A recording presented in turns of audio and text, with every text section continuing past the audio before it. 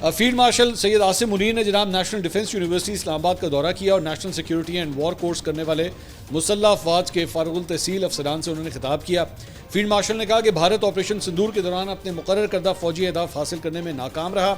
بھارت کی جانب سے آپریشن سندور میں ناکامی کی غیر منطقی توجیحات پیش کرنا دراصل بھارت کی آپریشنل تیاری اور اسٹریٹجک دور اندیشی کی کمی کو ثابت کرتا ہے۔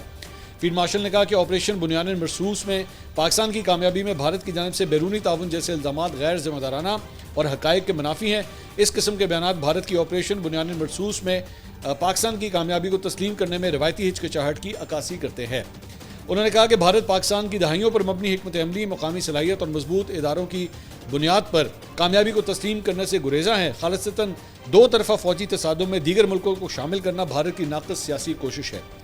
انہوں نے کہا کہ بھارت کی طرف سے اس طرح کے بے بنیاد بیانات کا مقصد خطے میں فرضی نیٹ سیکیورٹی پرووائڈر کے خود ساختہ رول کی ناکام کوشش ہے، وہ بھی ایسے وقت میں جب خطے کے ممالک بھارت کی جارحانہ اور ہندوتوا نظریے سے تنگ ہیں۔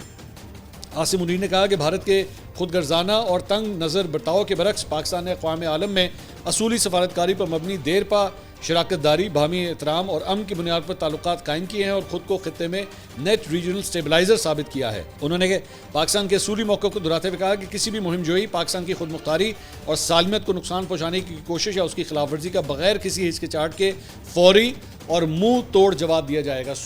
ایک بڑی سخت وارننگ جو ہے وہ بھارت کو اس بیان کے اندر جو ہے وہ ہم دیکھ سکتے ہیں۔ انہوں نے کہا کہ ہماری آبادی کے مراکز، فوجی اڈوں، اقتصادی مراکز اور بندرگاہوں کو نشانہ بنانے کی کسی بھی کوشش کا شدید،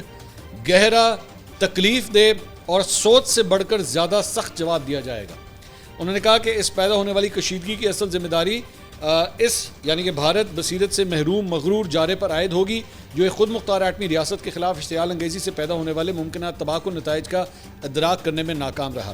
انہوں نے کہا کہ جنگیں میڈیا کی بیان بازی، درآمد شدہ فینسی جنگی ساز و سامان یا سیاسی نعرے بازی سے نہیں جیتی جاتی۔ انہوں نے کہا کہ جنگیں یقین محکم، پیشہ ورانہ قابلیت، آپریشن شفافیت، اداروں کی مضبوطی اور قومی عزم و حوصلے کے ذریعے جیتی جاتی ہیں۔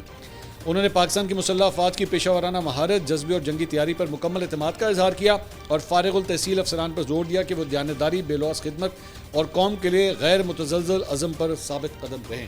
تو بڑا سخت قسم کا بیان جو ہے وہ خاص طور پہ بھارت کے حوالے سے آیا ہے